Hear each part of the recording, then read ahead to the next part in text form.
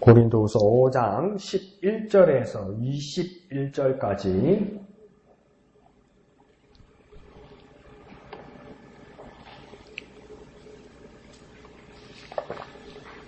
고린도후서 5장 11절부터 21절까지 다 같이 한 음성으로 읽겠습니다. 시작. 우리는 주의 두려우심을 알므로 사람들을 권면하거니와 우리가 하나님 앞에 알려졌으니 또 너희의 양심에도 알려지기를 바라노라.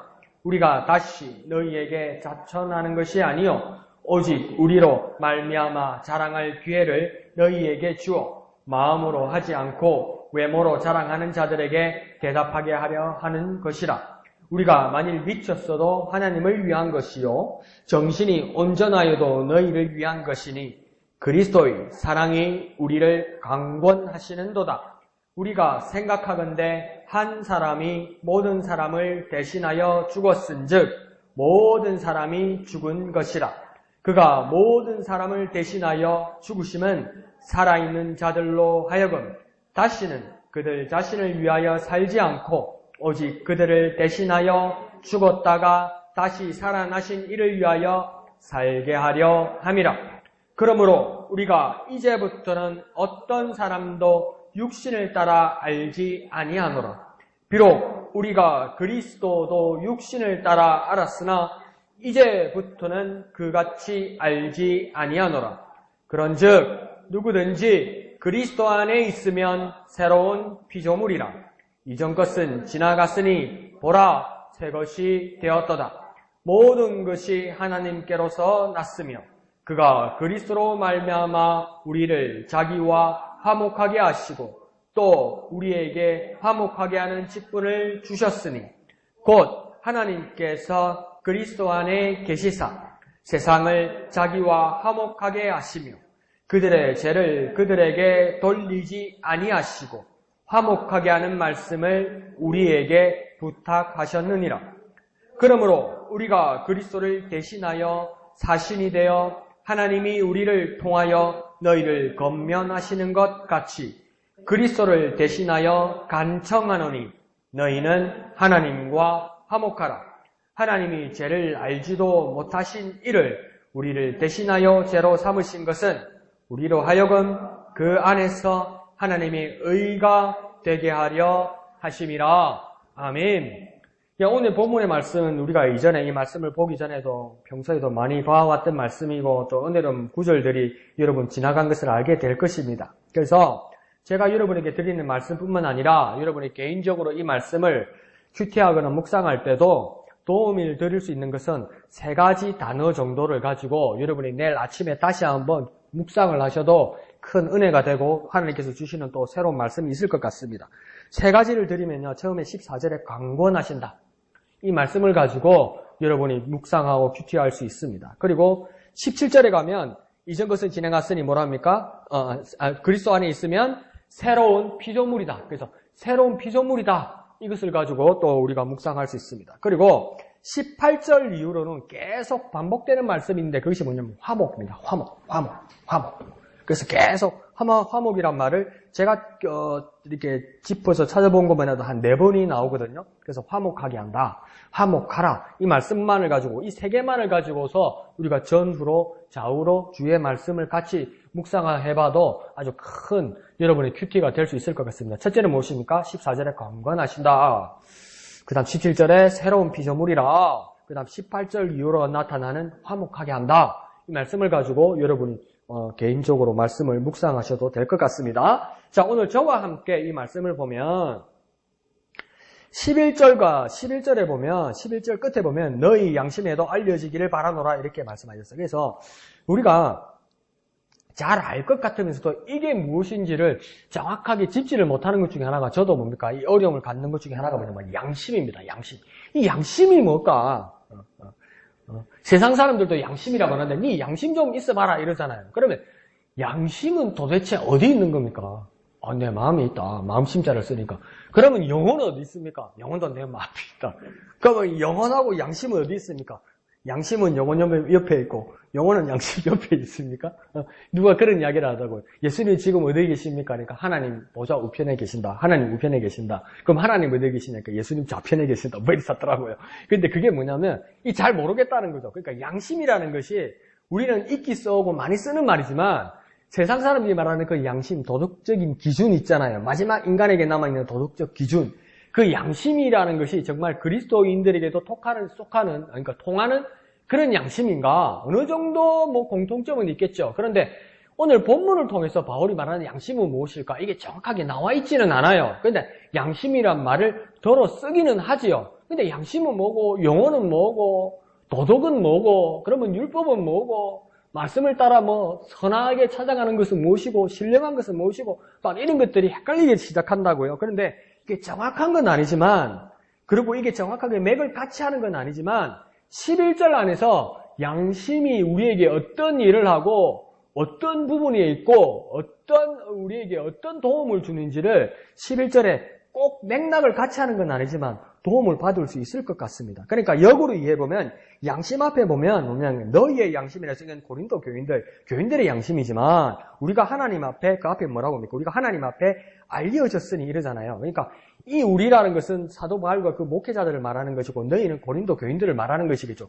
분명히 다른 대상들을 말하는 거지만 양심이라는 중심으로 한번 생각하면 우리가 하나님 앞에서 이 양심이라고 말할 때 세상 사람들이 말하는 도덕적 기준 말고요. 우리가 하나님 앞에서 우리의 양심을 세운다고 말할 때는 우리의 양심은 하나님 앞에 알려지는 겁니다. 어떤 면에서는요. 그죠? 그래서 내가 양심이 무엇인가를 정확하게 모를 때 요거 한 가지 맥을 짚을 수 있습니다. 하나님 앞에 알려지는 것이다. 하나님 앞에 나타나는 것이다. 하나님 앞에 드러나는 것이다. 그렇게 생각할 수 있습니다. 그리고 그러면 또 양심이라는 것을 어떤 일을 하는 것일까 한번 보면 11절 맨 앞에서 나오는 무엇입니까? 우리는 주의 두려우심을 알므로 이렇게 이야기하잖아요. 그러니까 양심이라는 것을 통해서 우리에는 어떤 작용이 일어나야 되냐면 주님을 두려워하는 마음이 있어야 된다는 것이죠. 또 바꾸어서 말하면 뭡니까? 주님을 경외하는 마음이 있어야 된다는 것이죠. 그러니까 뭡니까? 주님을 존경하고 주님을 우러러볼 수 있는, 주님을 높일 수 있는, 주님께 권위를 드릴 수 있는 그 마음이 같이 있어야 양심이라는 겁니다. 그러니까 양심이라는 것이 사회 사람들과 세상 사람들과 같이 쓸 수도 있는 말인데 그와 더불어 우리가 하나님 앞에 썼을 때의 양심은 뭐냐면 내 양심이라는 것이 하나님 앞에 알려지는 것이고 또한 주님을 경외하고 두려워하는 마음이 있을 때 그 양심은 제대로 작용한다는 거죠. 그러니까 어떨 때는 로마서에서 그랬습니까? 바울이 뭐랍니까? 양심이 화인 맞기도 한다 이렇게 이야기하잖아요.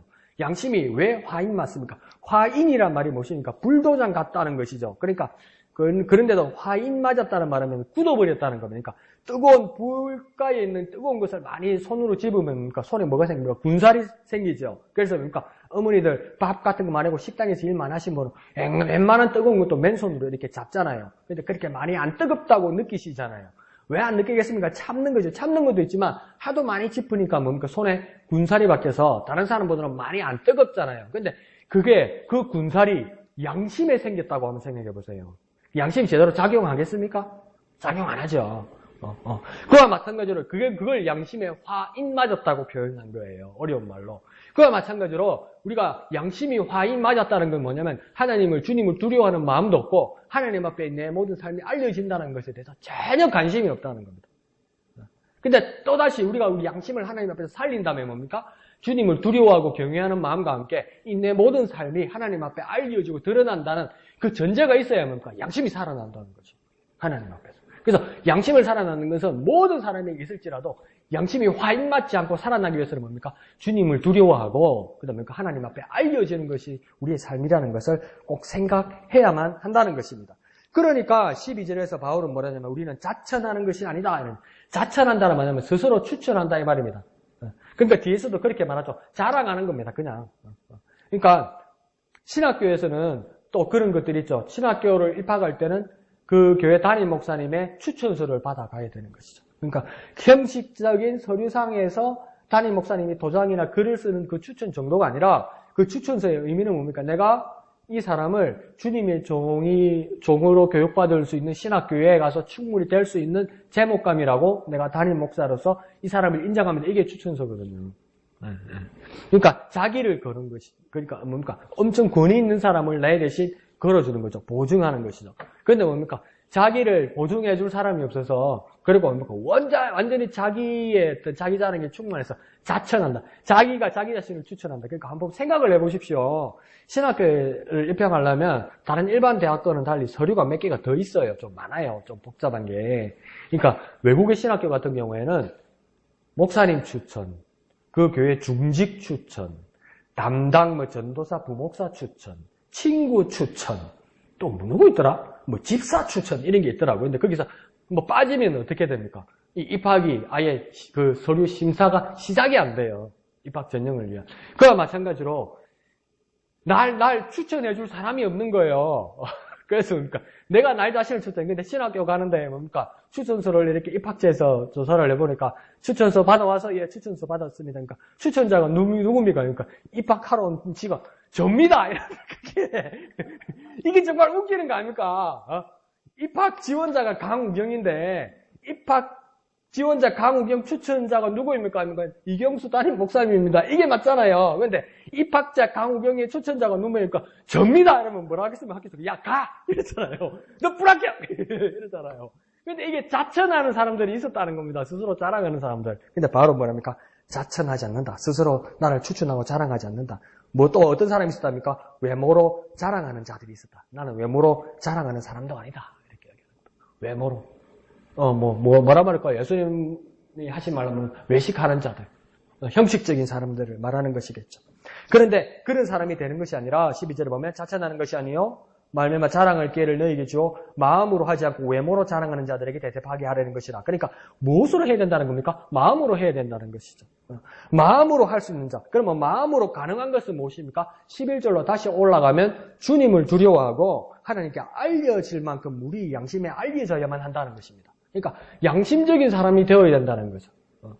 외모로 하지 않고 외모로 자랑하지 않고 스스로 자기를 추천하는 그런 자랑질을 하지 않는 사람, 호려식하지 않는 사람, 혁집적이지 않는 사람, 외식하지 않는 사람, 진정한 마음으로 하는 사람이 되기 위해서는 앞에 11절에 말한 것처럼 주님을 두려워하고 또 어떤 사람입니까? 하나님께 알려지게 되는 사람이 되어야 된다. 그런 사람은 어떤 사람입니까? 양심이 살아있는 사람이다 이 말입니다. 그러니까 그리스도인에게 양심이 살아있는 사람이 된다는 것은 정말 마음으로 하나님을 다해서 섬기는 사람이라는 겁니다. 그러면 양심이 살아있는 사람은 어떤 사람이냐? 여러 가지로 설명할 수 있겠지만 11절의 말씀대로 하면 주님을 두려워하고 하나님께 알려지는 사람이다 이 말하는 것이죠. 이해하시죠? 그죠? 그 양심은 뭐냐? 주님을 두려워하고 하나님께 알려지는 사람이다. 이해하시죠? 그죠? 양심은 뭐라고요? 주님을 두려워하고 하나님 앞에 알려지는 사람이다. 양심은요? 주님을 두려워하고 하나님 앞에 알려지는 사람이다. 그게 뭡니까? 정말 마음으로 하는 사람이다. 정말 부끄러운 소리 안 내는 사람이라는 거예요. 부끄러운 접수 안 하는 사람이라는 거죠. 하나님 앞에 알려지는 게 중요하다는 것이죠. 자, 그러면서 13절은 바로 또 뭐라고 이야기합니까? 이 우리 많이 쓰는 말이죠. 그죠? 우리가 만일 미쳤어도 하나님을 위한 것이요. 정신이 온전하여서 너희를 위한 것이니 이렇게 말하잖아요. 근데 우리는 이 말을 정확하게 기억을 못했습니까? 미쳐도 정신이 미쳐도 말짱해도 하나님을 위한 것이다. 우리는 그렇게 하잖아요. 그게 어느 정도는 맞는 말인데 오늘 13절의 맥락을 보면 정확하게 그렇게는 말하지 않았습니다. 뭐라고 합니까? 13절에 우리가 만일 미쳤어도 하나님을 위한 것이고 그 다음 뭡니까? 미치지 않고 정신이 온전할 때는 누구를 위한 것이라니까? 너희를 위한 것이다. 뭡니까? 고린도 교인 너희를 위한 것이라는 겁니다. 그러니까 우리가 미쳐도 안 미쳐도 하나님을 위한 것이다. 이게 틀렸다 이렇게 말할 수는 없는데 지금 13절의 맥락과는 정확하게 맞지는 않다는 겁니다. 그러니까 우리가 미쳤어도 하나님의 영광을 위한 것이고 정신이 온전하여도 다시 말하면 안 미쳤어도 뭡니까? 그 고린도 교인들을 위한 것이다. 형제 자매를 위한 것이다. 그러면 이거는 뭘 말하는 거냐면 미쳤어도 정신이 온전하여도라는 이 말은 뭐냐면 항상 매사에 모든 일에 이런 말입니다. 그러니까 미칠 때는 하나님께 안 미칠 때는 너희를 위하여 이렇게 나누는 게 아니고요. 미쳤어도 정신이 온전하여도라는 말은 뭐냐면 항상 매사에 모든 일에 이 말입니다. 그런데 그 모든 상태에서 참 주님의 종은 무엇입니까? 하나님과 우리의 교회의 형제 자매를 위해서만 존재하고 살게 된다 이 말입니다. 그러면 뭡니까? 뭐가 빠졌습니까? 자기 자신이 빠졌어요. 자기 자신. 그러니까 정말 매사에 그리스도인으로 살고 하나님의 종으로 살고 하나님의 일꾼으로 사는 사람들은 뭡니까? 자기 자신이 빠질지언정 매사의 모든 일에 하나님과 우리의 형제 자매만을 위해서 산다는 겁니다. 그러니까 자신만을 위하는 삶이 빠진 겁니다. 그런데 그런 모습이 어떻게 가능하냐? 14절에서 뭐라고 이야기합니까? 그 이유는, 그렇게 되는 것 이유는 내가 내 이기적인 모습을 살지 않을 수 있고 하나님과 내 이웃을 위해서 살 수 있는 그 유일한 이유는 14절에 그리스도의 사랑이 우리를 강권하시기 때문이다. 강권하신다는 말은 뭐냐면 여러 가지 뜻이 있겠지만 그냥 그대로 한번 풀어봅니까? 강력하게 우리를 권면하신다. 뭐 그런 뜻이 될까요? 그런데 그냥 원어의 뜻대로 이야기하면 뭐냐면 통제한다는 뜻입니다. 통제. 되고 안 되고 열고 닫고 이리로 가고 저리 가고 이렇게 통제한다는 겁니다. 근데 내 삶을 누가 통제한다는 겁니까? 그리스도의 사랑이 우리를 통제한다는 겁니까? 이게 세상적으로 말하면 이게 상당히 모순이 되는 말이에요. 통제라는 건 뭡니까? 억압된 것 같고 내게 자유가 없는 것 같잖아요. 그런데 그게 없는 거면 이건 그리스도의 사랑이 우리를 강권하신다고 말하면 사실은 말이 안 되는 거죠. 뭡니까? 그리스도의 능력이, 그리스도의 권위가, 그리스도의 권세가, 그리스도의 명령이 나를 강권한다. 이러면 이게 말이 돼요. 그런데 지금 뭐가 나를 강권한다고 이야기합니까? 그리스도의 사랑이 나를 강권한다고 이야기해요. 그러니까 이게 놀랍고 아주 신비로운 이야기입니다. 그러니까 이게 통제나 억압되는 것이 아니라 가장 귀하고 가장 좋고 가장 완전하고 가장 이상적인 길로 이끄는 일은 무엇으로 한다는 겁니까? 그리스도의 사랑으로 한다는 거예요. 그러니까 교회의 공동체 안에서도 우리가 하나님의 거룩한 일을 해 나갈 때 그 모든 추진력에서 어떤 명령이나 복종이나 억압이나 그런 체계에서 질서를 잡아서 이끌어 나가는 그런 연대의식이 아니더라는 것이죠. 뭡니까? 사랑이더라는 겁니다. 가장 강력한 힘이.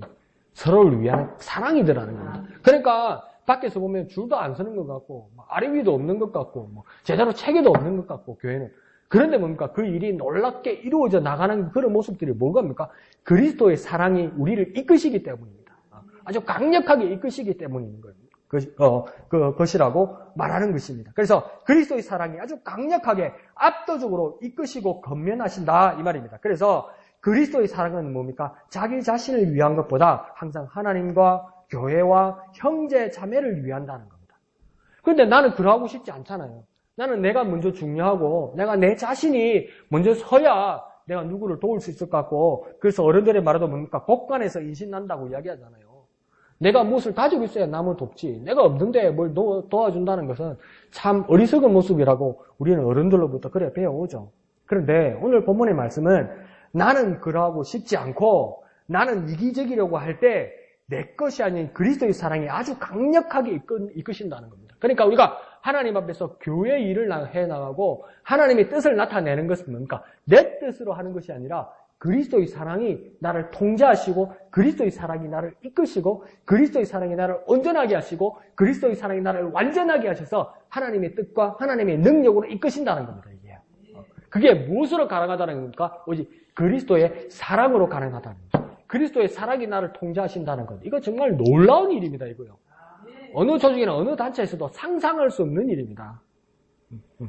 그런 일들이 필요하다는 겁니다. 그러니까 우리는 어떤 삶이 필요합니까? 나의 이기심을 버리고 그리스도의 사랑이 필요합니다. 주님이 주시는 은혜, 주님이 주시는 사랑, 주님이 주시는 능력, 주님이 주시는 권세, 주님이 주시는 은사 이런 것을 주님이 나에게 많은 것을 주신다고 생각하면 주님 내게요, 주님 내게요 하면서 그 믿음 안에서도 그 말씀 안에서도 그 그리스도의 공동체 안에서도 내 이기심이 막 생기기 시작해요. 우리는 우리의 어떤 그 본능이죠. 사람의 본능이죠. 주님 내게요, 내게요, 내 거요, 내 거요, 내 거요 이렇게 막 가지려는 그런 욕심이 생기죠. 그런데 그것보다도 더 중요한 것은 무엇입니까? 그 이기심보다도 더 중요한 것은 그리스도의 사랑이라는 겁니다. 그러니까 내게 가장 필요한 것이 무엇입니까? 그리스도의 사랑이라는 겁니다. 그리스도의 사랑. 그리스도의 사랑이 되어야 모든 사람에게 유익을 끼칠 수 있고 내 자신만을 위한 삶을 살지 않을 수 있다는 겁니다. 그리스도의 사랑이 있어야 내가 하나님을 먼저 바라볼 수 있고 오직 그리스도의 사랑이 내게 충만하여야 내 이웃과 내 형제 자매를 바라볼 수 있다는 것입니다.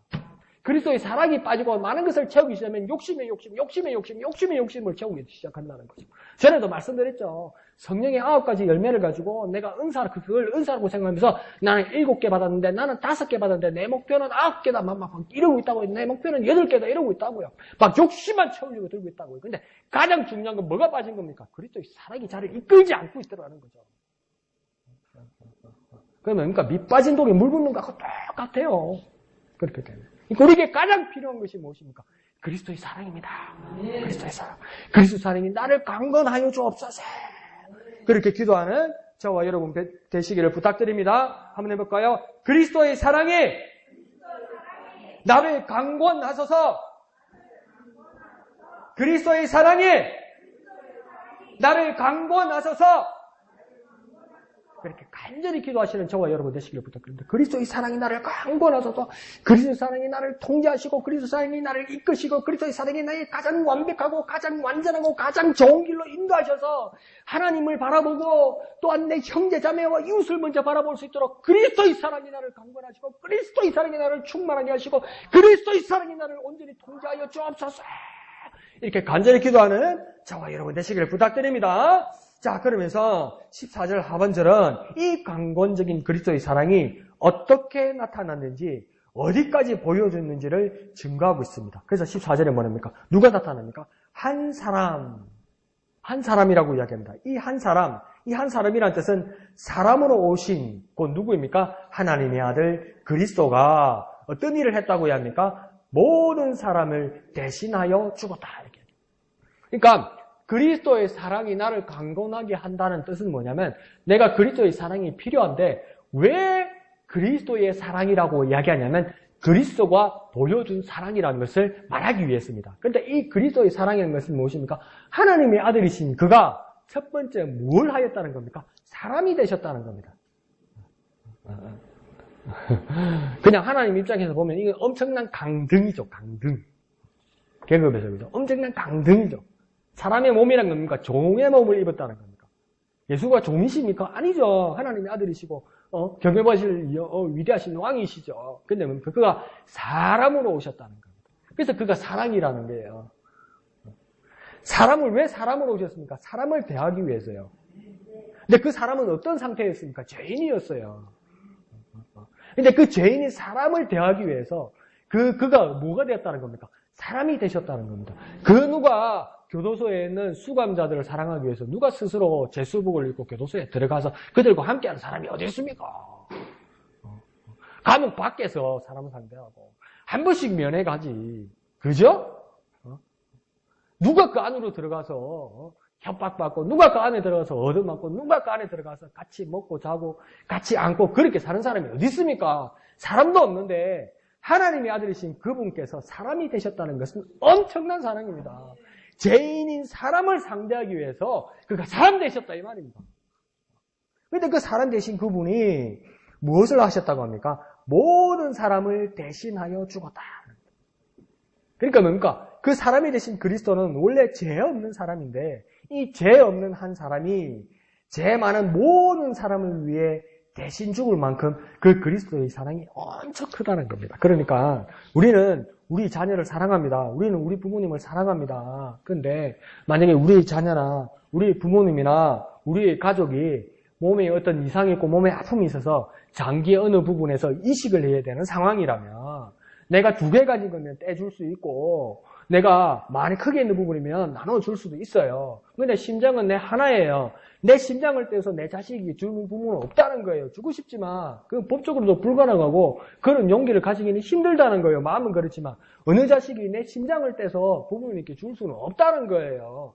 설사 내가 주고 싶은 마음이 있어도 내가 신장이 2개라서 콩팥이 2개라서 하나를 주고 싶어도 혈액형이 안 맞으면 줄 수가 없어요. 주고 싶어도 못 주는 경우도 있어요. 근데 그게 1대1로도 안 되는 경우가 있고 1대1로도 겨우 되는 경우도 있고 1대1로 하려면 한 생명이 큰일 나는 경우도 있다고요. 그러니까 한 사람이 한 사람을 위해서 희생하는 것도 정말 어려운 것이 사람들의 삶이라고요. 그런데 이 한 사람 그리스도께서 모든 사람을 대신하여 죽었다면 그리고 모든 사람들의 죄가 해결되었다면 이 그리스도의 사랑이 얼마나 크기 때문에 그런 겁니까? 이게.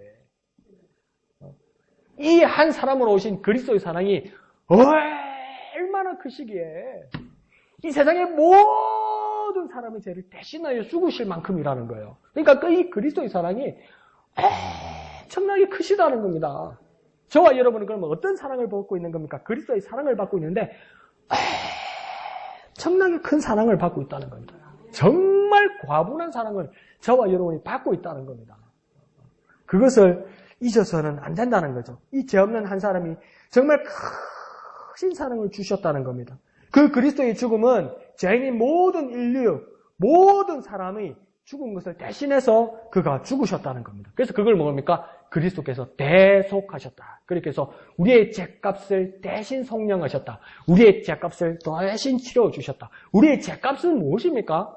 로마서에서 제일 싹스는 뭐라고 합니까? 사망이다. 그러니까 싹시란 말은 무엇입니까? 쌍내 나라 이러잖아요. 우리 오늘 잘 알죠? 쌍내 나라입니까? 돈내 나라 이 말 아닙니까? 니랑 값내 나라 이 말 아닙니까? 그러니까 제일 값은 사망이라 이 말입니다. 그러니까 우리가 죄인이기 때문에 우리의 죄의 값은 우리가 치러야 되는 대가는 무엇입니까? 사망이다. 죽음이다. 이것입니다. 그러니까 우리의 죄값은 죽음입니다. 그럼 우리는 죽음이 끝나는 겁니다. 그 죄값을 치르고 그냥 끝나는 겁니다. 근데 그 죄값을 대신 낸 이가 있더라는 겁니다. 그것을 뭐랍니까? 대속한다고 이야기하는 거예요. 우리의 죽음의 죄값을 대신 낸다. 이게 뭡니까? 이게 대속한다. 대신 낸다. 대신 값을 치른다. 대신 속량한다. 그래서 이게 대속한다는 겁니다. 근데 대신 값을 치르는데 허주머니에서 돈을 내는 것이 아니라 뭡니까? 그 죄값으로 무엇을 그리스도가 내어놨다는 겁니까? 자신의 목숨을 내놨다는 거예요. 그만큼 사랑하셨다는 겁니다. 내가 죽어야 할 죄값에 대해서 예수님께서 충분히 크신 사랑으로 그 죄값을 대신 내어서 처분해 주셨고 해 주셨는데 치료 주셨는데 그 치료는 값은 뭐냐면 예수 자신의 목숨을 내어 놓으셨다는 겁니다. 하나님의 아들 자신의 목숨을 내어 놓았다는 거죠. 그러니까 우리의 모든 죄를 지실 만큼 그 주님의 은혜는 크신 은혜라는 겁니다. 정말 크신 은혜라는 거니까 이거요 엄청난 하나님의 결단이고 예수님의 엄청난 결행입니다. 이게 어떻게 이게 가능한 일입니까? 이게 죄는 우리가 지은 것 아닙니까? 우리가 잘못한 것 아닙니까? 그런데 왜 그가 사람까지 되어야 하고 왜 죄인인 사람을 대하여야 하고 그 죄에 대해서 모든 인류의 죄에 대해서 그 크신 사랑으로 그 죄값을 치루어서 그가 죽어야 했냐는 겁니다. 그만큼 우리를 사랑하셨다. 근데 그만큼 큰 그리스도의 사랑이 지금 우리를 뭡니까? 강권하신다.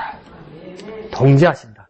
이끄신다. 그러니까 이게 뭡니까? 그리스도 사랑이 나를 강권하셔서 통제하신다는 뜻은 무엇입니까? 저와 여러분이 느끼는 겁니까? 이게 정말 크신 은혜라는 거예요. 이게 억압도 아니고 이게 우리를 통제해서 우리를 못 살게 구는 게 아니라 이게 정말 큰 은혜라는 겁니다. 그리스도 사랑이 나를 강권하시는 것은 그죠? 그래서 정말 우리는 큰 은혜를 받고 있다는 겁니다. 그리스도의 대속은 우리의 모든 죄를 지실 만큼 아주 크신 은혜라는 겁니다. 그래서 그 그리스도는 누구입니까? 우리를 대속하신 구속자라는 겁니다.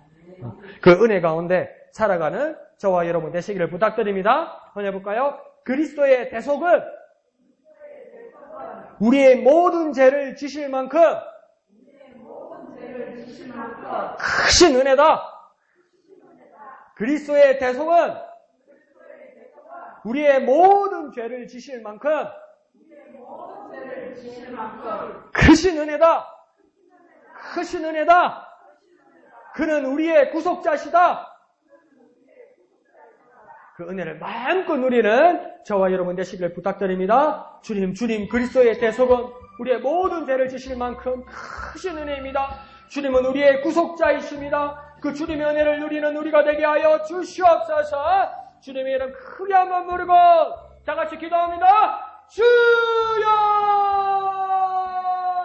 주님의 대속, 그리스도의 대속은 우리의 모든 죄를 지실 만큼 크신 은혜입니다. 그리스도의 대속은 우리의 모든 죄를 지실 만큼 크신 은혜입니다. 주님은 우리의 구속자이십니다. 주님은 우리의 구속자이십니다. 주님은 우리의 구속자이십니다. 주님의 크신 은혜, 주님의 크신 은혜, 주님의 크신 은혜, 주님의 크신 은혜 가운데 살아가게 하여 주시옵소서. 주님의 크신 은혜, 주님의 크신 은혜, 주님의 크신 은혜 가운데, 주님의 크신 은혜 가운데 살아가는 우리가 되게 주님 역사하여 주시옵소서. 주님 함께하여 주셔서 주님의 크신 은혜, 주님의 크신 은혜, 우리의 모든 죄악을 지실 만큼 주님의 크신 은혜, 그 주님의 크신 은혜를 누리는 우리 되게 역사하여 주시옵소서.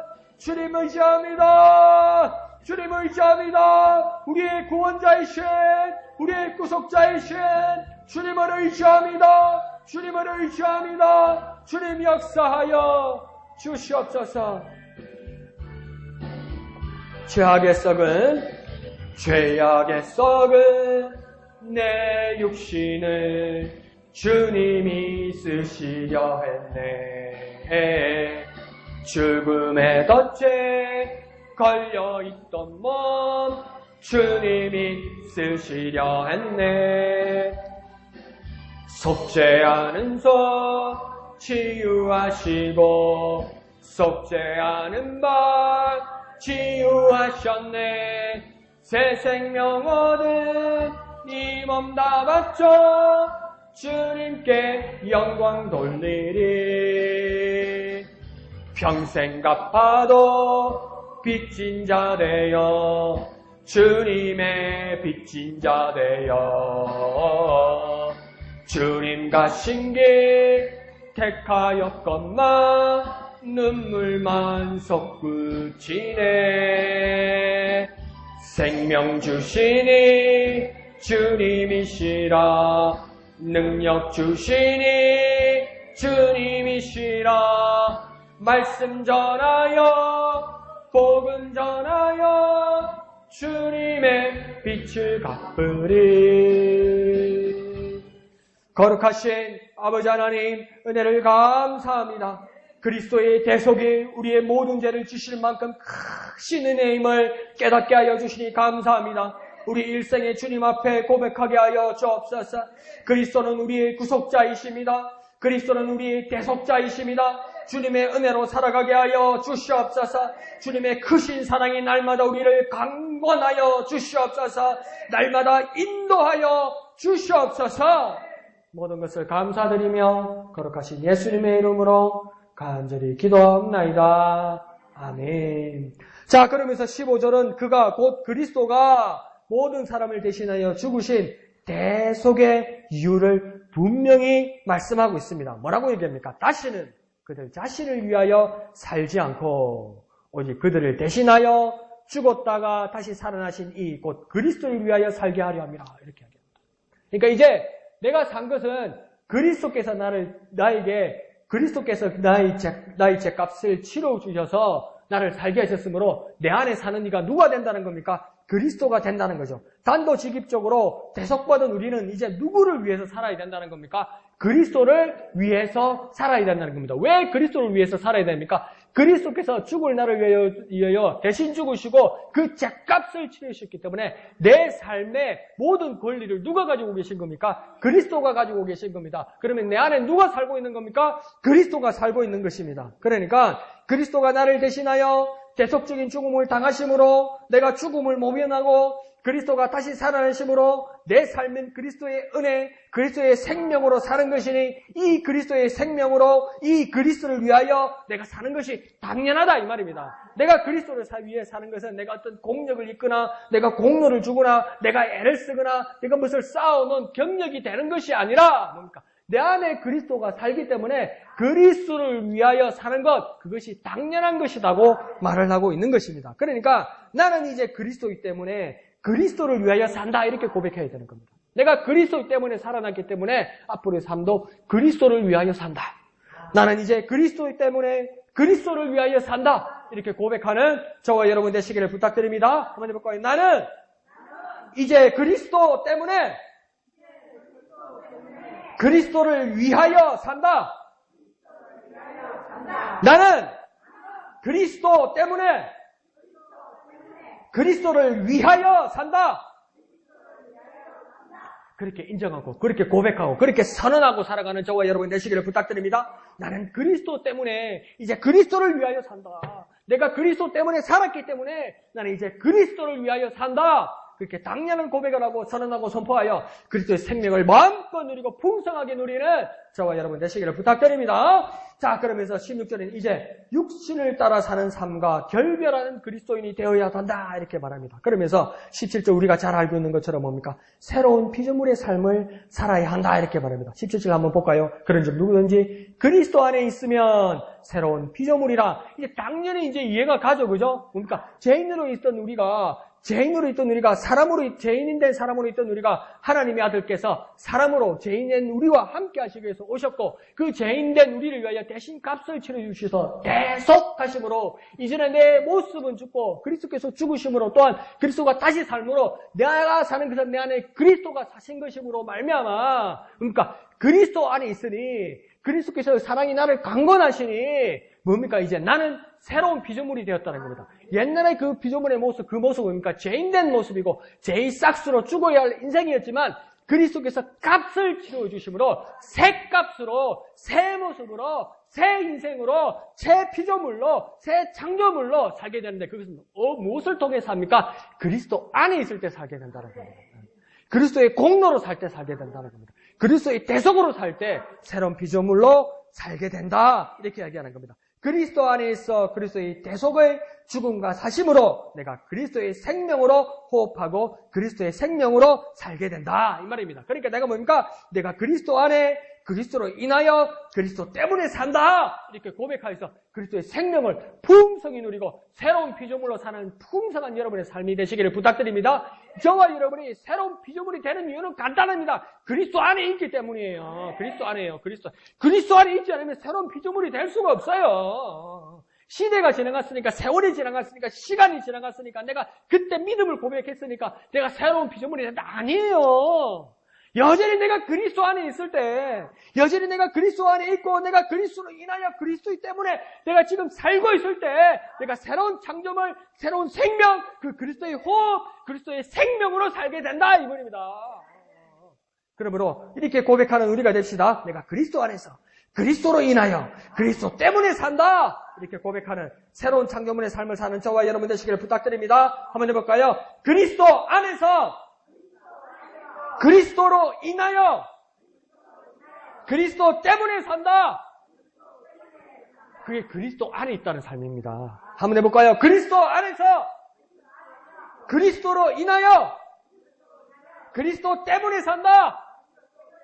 네, 내가 그리스도 안에서 그리스도로 인하여 그리스도 때문에 산다. 그래서 내가 새로운 피조물이 되었다. 당신이 어떻게 새로운 피조물이 되었습니까? 당신이 어떻게 새로운 창조물이 되었습니까? 이전에 죄인으로 죽어야 하는 당신이 어떻게 그렇게 새로운 삶을 살게 되었다고 그렇게 인정할 수 있습니까? 내가 그리스도 안에 있기 때문입니다. 그 그리스도 안에 있다는 말은 무엇입니까? 그리스도로 인하여 그리스도 때문에 사는 그 모습이 뭡니까? 내가 그리스도 안에 있다는 것이고 그 그리스도의 생명, 그리스도의 호흡으로 내가 살게 되는 것이다.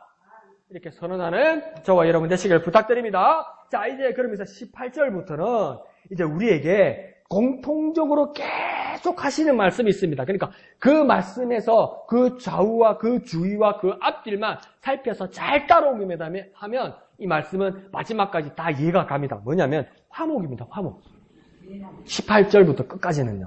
그러면 먼저 제가 답을 말씀드리는데 18절부터 보면 이런 우리 그리스도인에게 그리스도 안에 있어서 새 피조물이 된 우리에게 직분을 주셨다는 겁니다. 직분. 그러니까 호흡을 넣어주셔서 겨우 살게 된 정도가 아니라 우리가 호흡을 주셔서 그리스도 안에 있어서 새롭게 태어나서 뭡니까? 일하게 하신다는 겁니다. 그래서 뭘 주셨다는 겁니까? 직분 주셨다는 겁니다. 직분. 그러니까 활기찬 사람이 되고 아주 막 에너제틱한 사람이 되고 뭡니까? 아직 능력이 있고 의욕이 차고 열정이 있는 사람으로 만들어 주셨다는 겁니다. 아주 쉬운 말로 팔팔하게 만들어 주셨다는 겁니다. 그러니까 팔팔한 근원이 뭡니까? 예수 때문에 주님의 크신 사랑 때문에 그리스도에서 강건하신 사랑 때문에 아주 팔팔한 사람이 되니까 힘이 있으니까 뭐 해야 됩니까? 일해야죠. 일해야 되죠. 그래서 뭡니까? 직분을 주셨다. 사명을 주셨다.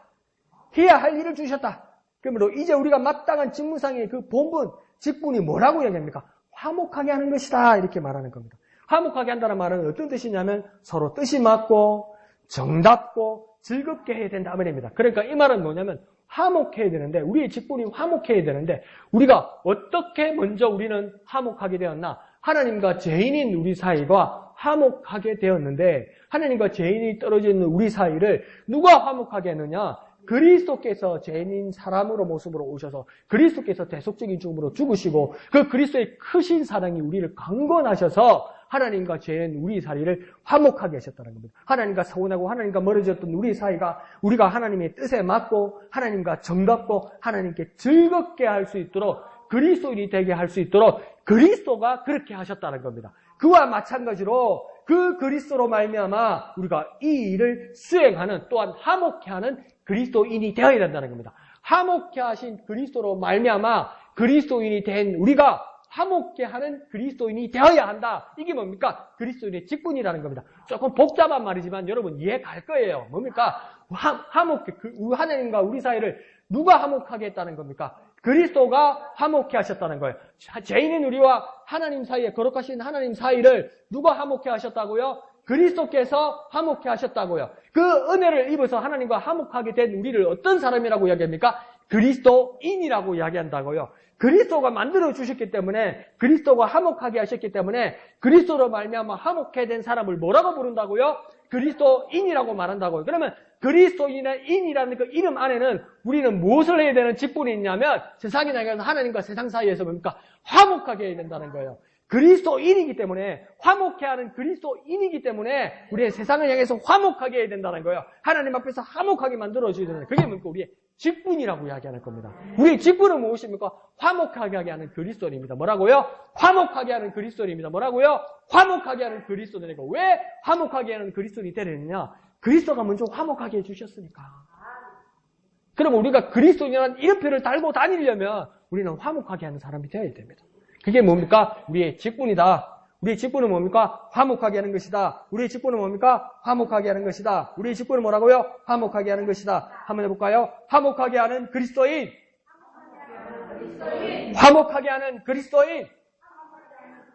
화목하게 하는 그리스도인 되시기를 부탁드립니다. 그래서 나아가 19절은 뭐냐면, 하나님께서 이제 우리에게 부탁하신 것이 있다고 이야기합니다. 그러니까 그리스도께서 하나님 우리 사이를 얼마나 완벽하게 화목하게 하셨든지, 하나님과 우리 사이가 이제 정답게 되고 뜻이 맞고 기쁘게 되고 서로가 만족하고 즐거운 상태가 되어서 하나님이 우리를 이제 외면하지 않으시고 완전하게 우리와 화해하시고 화목하게 하셔서 하나님이 이제 우리에게 일까지 부탁하신다는 겁니다. 하나님 우리에게 부탁하신다는 겁니다. 내가 너를 용서했으니까 앞으로는 그냥 사람답게 살아라, 잘 살아라, 이렇게 정도가 아니고요. 하나님이 자꾸 우리를 대하려하고 하나님 우리에게 맡기시는 일도 있고, 그래서 하나님 지금 뭐 했다고 하니까 19절에 부탁하셨다. 뭐라고요? 부탁하셨다.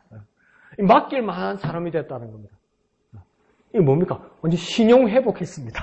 하나님 앞에서 신용 회복했습니다. 신용 회복하다 보니까 하나님 뭐합니까? 부탁하셨습니다. 우리에게 부탁하셨습니다. 그러니까 예수님 은혜가 얼마나 큰 겁니까? 그리스도의 은혜가 얼마나 큰 겁니까? 화목하게 시키는 정도가 얼마나 크셨으면 하나님이 완전히 우리를 신용하게 만들어버린 거예요. 그래서 뭡니까? 부탁하시는 일이 있다고 합니다. 그 부탁하시는 일도 뭡니까? 화목하게 하는 말씀입니다. 화목하게 하는 말씀을 우리에게 주셨다. 하나님께서 우리에게 말씀을 주셨는데 그 말씀의 주제가 무엇이냐? 그 말씀의 제목이 무엇이냐? 화목하게 하는 것이다. 화목하게 하는 거, 화목하게. 그 화목하게 한다는 걸만 생각하니까 잘 지내라. 잘 지내는 거죠. 어떻게 잘 지내는 거니까? 죄인 되었던 우리가 하나님과 화목하게 되는 겁니다. 그리스도인으로서 그리스도로 말미암아 화목하게 하는 그 말씀을 증거하는 우리가 되어야 된다 이러는 겁니다. 우리 싸우지 말고 평화롭게 잘 지내자. 그 말도 맞는데 더욱 적극적으로 더욱 깊게 더욱 명확하게 여러분 이해하십시오. 화목하게 하는 말씀은 싸우지 말자, 잘 지내자 그 정도가 아닙니다. 하나님과 우리 사이에 우리가 죄인 되었던 우리가 그리스도로 말미암아 그리스도의 죽으심으로 말미암아 하나님과 화목하게 되었던 것처럼 하나님과 뜻이 맞아서 하나님과 화목하게 되어서 하나님 앞에 신용을 회복하게 되어서 하나님께서 우리에게 부탁하시는 것처럼 그 말씀은 뭐냐? 죄인된 세상과 그리스도 인하여 연결시키라는 겁니다. 그걸 뭡니까? 말씀으로 증거하라는 겁니다. 그걸 누가 뭘 했다는 겁니까? 하나님 우리에게 부탁하셨다는 겁니다. 제한되었던 우리의 그 시절을 생각해서 이렇게 변화된 우리의 삶에 하나님의 우리에게 부탁하신 이 기회를 우리는 놓쳐서는 안 돼요. 그래서 하나님께서 우리에게 부탁하셨다. 그러니까 하나님께서 우리에게 부탁하신 것은 무엇입니까? 화목하게 하는 말씀이다. 하나님께서 저와 여러분에게 부탁하세요. 이제는 죄인이라서 감히 주님 앞에 하나님 앞에 나아가지도 못했는데 내가 그리스도 은혜로 인하여 하나님께서 우리에게 얼굴을 대하시고 하나님 우리에게 부탁하신다. 그 부탁하시면서 부탁하신 것이 뭡니까? 화목하게 하는 말씀이다. 저와 여러분이 하나님의 부탁을 받았어요. 여러분, 하나님이 저와 여러분에게 부탁하셨어요. 저와 여러분 하나님께 부탁받았어요. 어떤 부탁받았습니까? 여러분 어떤 부탁받았습니까? 하나님한테 어떤 부탁받았습니까? 화목하게 하는 말씀을 부탁받았다고요. 하나님이 저와 여러분에게 부탁하셨습니다. 뭘 부탁하셨습니까? 화목하게 하는 말씀으로 부탁하셨습니다. 그 말씀을 증거하는 저와 여러분 되시길 부탁드립니다. 자, 그러면서 20절은 이 사도들이 그리스도를 대신하는 뭐가 되었다고 이야기합니까? 사신이 되었다 이렇게 말합니다. 사신. 사신은 뭡니까? 요즘으로 말하면 대사고, 대리자고, 사명자가 되었다. 그런데 누구의 사신이 되었다는 겁니까? 그리스도의 사신이 되었다. 그러니까 뭡니까? 사람인데, 그냥 그리스도 사람인데, 난 사람인데, 이전에 난 죄인이었는데, 내가 그리스도 은혜 때문에 내가 어디 나가서 내가 서면 뭡니까? 내가 전하는 말씀, 내가 행하는 행동, 내가 하는 기도, 내 모습 때문에 내게서 무엇이 나타난다는 겁니까? 그리스도가 나타난다는 겁니다. 그리스도의 사신이라는 뭡니까? 난 사람인데, 난 이전에 죄인이었는데 내 모습을 통해서 누가 나타나야 된다는 겁니까? 그리스도가 나타나야 된다는 겁니다. 그게 뭡니까? 그리스도의 사신이라는 거예요. 그리스도의 대사라는 거예요. 그러니까 지금 뭡니까? 청와대의 대통령의 특보와 국정원장이 미국 대통령을 만나러 갔죠. 그때 미국 대통령은 지금 뭡니까? 한국의 두 사람을 국정원장이나 어떤 청와대의 비서관으로 생각 안 해요. 누구로 생각합니까? 문재인 대통령으로 만든 거예요. 그러니까 이 사람 이름이 서씨고 저 사람 이름이 정씨지만 그 사람이 대통령이 맡긴 것을 가지고 미국 대통령을 만날 때는 미국 대통령 그 사람은 서씨나 정씨로 대하는 것이 아니라 무엇입니까? 한국의 문재인 대통령으로 만든 거예요. 그 권위가 있는 거예요. 각 나라의 대사관의 대사들도 그 권위가 있는 거예요. 그와 마찬가지로 지금 오늘 우리가 그리스도의 사신이 된다는 모습은 무엇입니까? 내게서 누가 나타나야 되는 겁니까? 그리스도가 나타나야 되는 거예요. 또 대통령 사치 말고 그리스도가 나타나야 되는 거예요. 그리스도가. 내가 그리스도의 사신이라면 뭡니까? 그리스도가 나타나야 된다는 겁니다. 그러면 그리스도의 사신이면 그리스도가 나타나기 위해서 그리스도의 사신이면 그 그리스도의 사신으로서 전해야 될 메시지가 있다는 겁니다. 소식이 있다는 거예요. 그 소식이 뭐라는 겁니까? 오늘 본문의 20절에 보면 뭐라고 되어 있습니까? 그러면 우리가 그리스도를 대신하여 사신이 되어 하나님 우리를 통하여 너희를 건면하는 것 같이 그리스도를 대신하여 간청하나니 뭐랍니까? 너희는 하나님과 화목하라.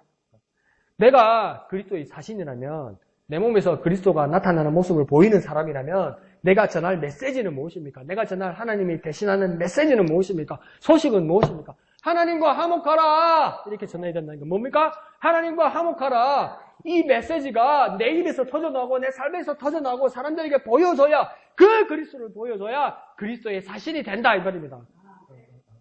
그러니까 내가 그리스도의 사신으로서 전할 메시지는 무엇입니까? 하나님과 화목하라.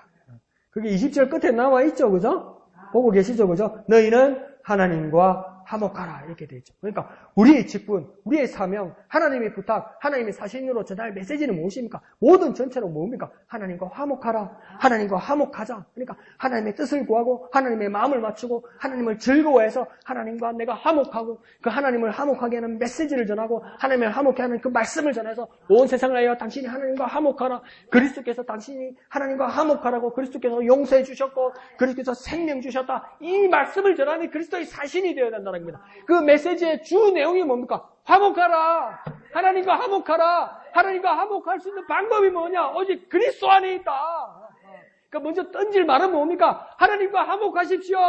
세상이요. 세상의 모든 사람들이요. 하나님과 화목하십시오.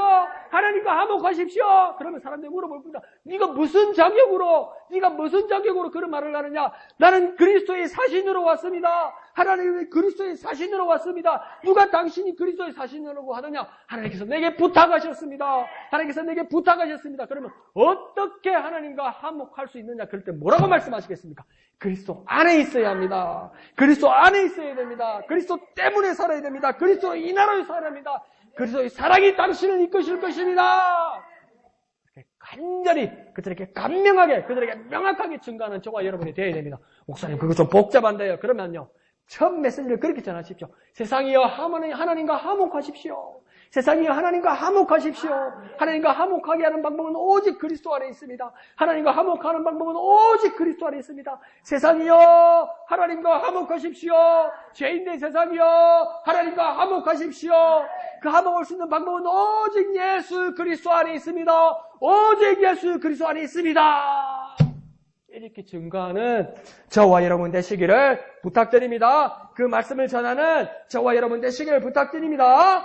자, 그러면서 21절에 죄를 알지도 못하신 이는, 이 죄를 알지도 못하시는 이는 누구입니까? 바로 하나님의 아들 그리스도를 말하는 거죠. 그러니까 이 죄를 알지도 못하고 죄에 대해서 아무 관련이 없었던 이 그리스도께서 죄인인 우리를 대신하여서 그 그리스도를 죄로 삼으셔서 대속하고 죽게 하셨다, 이렇게 말씀하는 겁니다.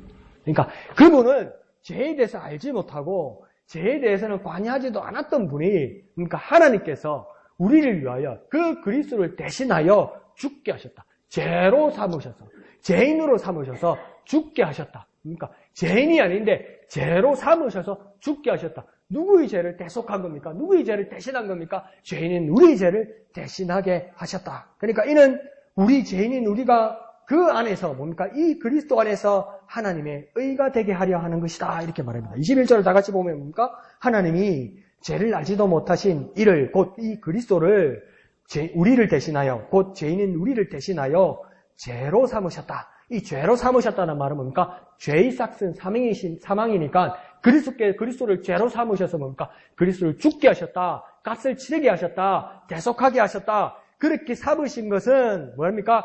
우리로 하여금, 죄인이었던 우리로 하여금 그 안에서, 누구 안에서입니까? 그 그리스도 안에서 하나님의 의가 되게 하려 함이라, 이렇게 말합니다. 그러니까 죄인이었던 우리가 하나님의 의 자체가 되게 하는 것이 하나님의 계획이었다, 이 말입니다. 이게 하나님의 계획이라고요. 죄인이었던 우리가 하나님의 의 자체 되게 하는 것이 하나님의 계획이었다고요. 이렇게 크신 은혜를 주셔도 괜찮은 겁니까? 얼마나 우리를 사랑하시기에 하나님이 이러시는 겁니까? 그러니까 이게 측량할 수 없는 하나님의 사랑이라는 겁니다. 그러니까 찬송 그처럼 하늘을 두루마리 삼고 바다를 먹물 삼아도 그 크신 하나님 사랑 다 쓸 수 없는 건데 이게 이해가 안 가는 겁니다. 이해가 가지 않는 거예요. 당연한 겁니다. 죄의 삭은 사망입니다. 그 값을 치르는 것이 우리의 당연한 우리의 인생의 길이었어요. 그런데 뭡니까? 그리스도께서 사람으로 오셔서 죄인인 사람과 상대하시고 그 죄를 대신 다시 자기가 다 지시고 그 값을 치르시는 크신 사랑을 주셨는데 그 크신 사랑을 주신 그 계획은 하나님께서 미리 계획하셨던 것이고 그 하나님의 계획은 뭡니까? 누구를 세우려고 했던 겁니까? 아무 죄에 대해서 상관없는 그 하나님의 유일하신 아들 그 그리스도를 뭘로 세웠다고 해야 합니까? 그 죄 자체로 세웠다고 이야기하는 거예요.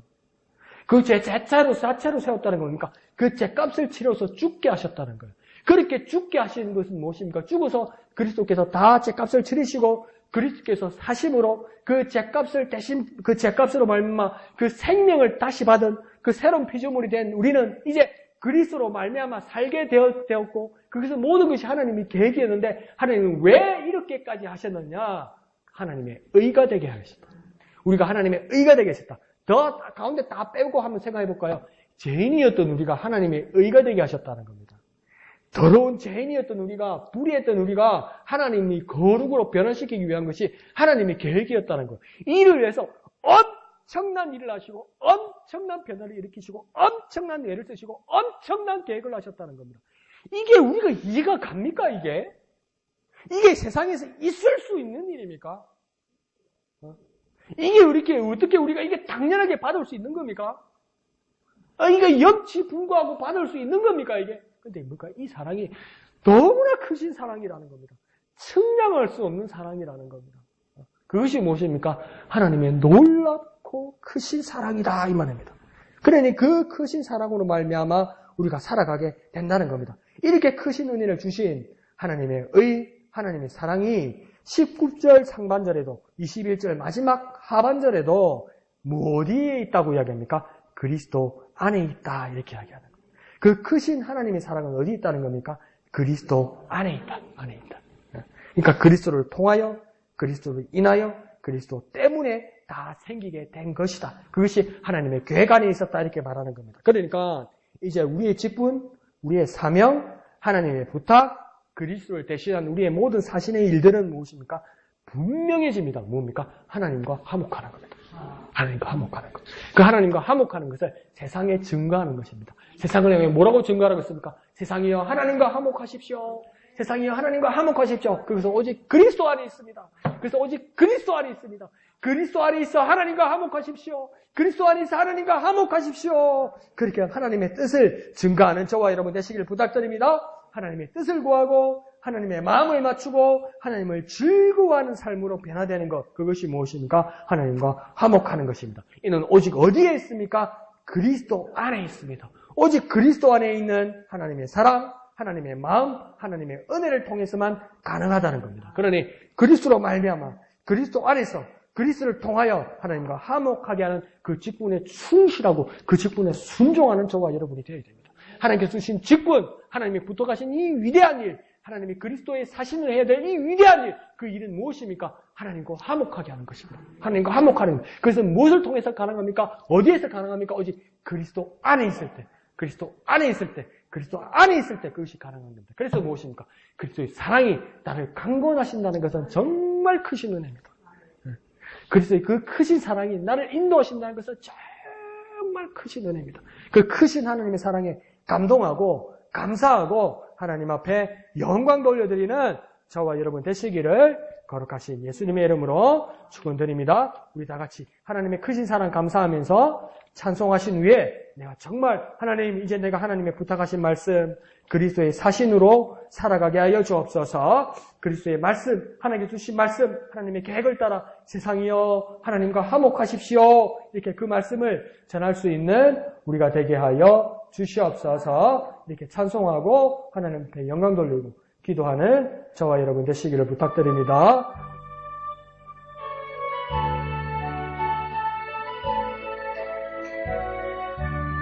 그 크신 하나님의 사랑 말로 다여 영 못하네. 저 높고 높은 벽을 넘어 이 낮고 낮은 땅 위에 죄번한 영혼 구하려 그 아들 보내사 화목제물 받으시고 죄 용서하셨네. 하나님 그 신사랑을 증량다 못하며 영원히 변치 않는 사랑 성도여 찬양하세. 괴로운 시절 지나가고 땅 위에 여와세할 때 주 믿지 않던 영혼들은 큰 소리 외쳐 울어도 주 믿는 성도들에게 큰 사랑 베푸사 우리의 죄 사했으니 그 은혜 잊을까. 하나님 그 신사랑을 증량다 못하네. 영원히 변치 않는 사랑 성도여 찬양하세. 하늘을 두루마리 삼고 바다를 머물 삼아도 한없는 하나님의 사랑 다 기록할 수 없겠네. 하나님의 크신 사랑 그 어찌 다 쓸까. 저 하늘로 비싸도 채우지 못하리. 하나님 크신 사랑을 증량다 못하네. 영원히 변치 않는 사랑 성도여 찬양. 하늘을 두루마리 삼고 하늘을 두루마리 삼고 바다를 머물 삼아도 한없는 하나님의 사랑 다 기록할 수 없겠네. 하나님의 크신 사랑 그 어찌 다 쓸까. 저 하늘로 비싸도 채우지 못하리. 하나님 크신 사랑을 증량다 못하네. 영원히 면치 않는 사랑 성도여 찬양하시. 아멘. 이 시간 다 같이 기도하겠습니다. 주님, 내가 주님의 부탁하신 말 그 직분 잘 섬기고 헌신하게 하여 주옵소서. 그리스도의 사신으로서 주의 말씀 잘 증거하는 사람 되게 하여 주옵소서. 세상이여 하나님과 화목하시오. 세상이여 하나님과 화목하라. 세상이여 하나님과 화목하라. 그리스도 안에 있어. 그리스도 안에 있어. 세상이여 하나님과 화목하라. 이 말씀 증거할 수 있는 우리가 되게 하여 주시옵소서. 그리스도의 사랑이 나를 강권하심을, 그리스도의 크신 사랑이 나를 이끄심을, 그리스도의 크신 사랑이 나를 인도하심을 깨달아 세상을 향하여 화목의 메시지, 화목의 말씀 증거하게 하여 주옵소서. 세상이여 하나님과 화목하시오. 세상이여 하나님과 화목하시오. 그리스도 안에 있어. 그리스도 안에 있어. 세상이여 하나님과 화목하시오. 그리스도의 크신 사랑, 그리스도의 크신 사랑 나를 이끌어 주시옵소서. 주님의 크신 이름, 주님의 이름 크게 한번 부르고 다 같이 기도합니다. 주여! 내가 주님의 직분을 잘 감당하게 하여 주옵소서. 주님의 부탁하신 말 그리스도의 사신으로 복음 증거하게 하여 주옵소서. 세상이여 하나님과 화목하라. 세상이여 하나님과 화목하라. 세상이여 하나님과 화목하라. 세상이여 하나님과 화목하라. 그리스도 안에 있어. 그리스도 안에 있어. 그리스도 안에 있어. 그리스도의 크신 사랑 안에 있어. 세상이여, 세상이여 하나님과 화목하라. 이 말씀 증거하는 우리가 되게 역사하여 주시옵소서. 그리스도의 크신 사랑이, 그리스도의 크신 사랑이 나를 이끄심을, 그리스도의 크신 사랑이 나를 강권하심을, 그리스도의 크신 사랑이 나를 통제하심을, 인도하시고 이끄심을, 그 크신 안에 있음을 깨닫게 하여 주시옵소서.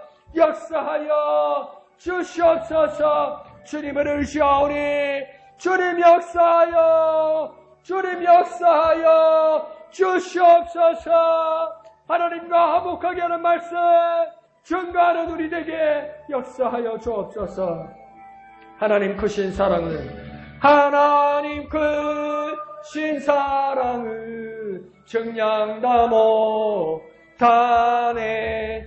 영원히 변치 않는 사랑 성도여 찬양하세.